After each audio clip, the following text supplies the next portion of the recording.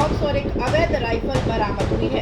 Ammunition box पर government की seal लगी थी, जिसमें गोला बारूद और हैंड ग्रेनेड रखे जाते हैं। यह बॉक्स कोटा स्थित घर से मिला, जिससे राष्ट्रीय संपत्ति के दुरुपयोग का मामला भी सामने आया।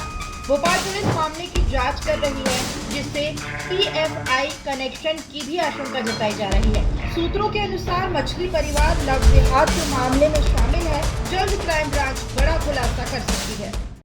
और भी खबरों के लिए विजिट कीजिए nationmirror.com और प्ले स्टोर से इंस्टॉल कीजिए नेशन मिरर ऐप।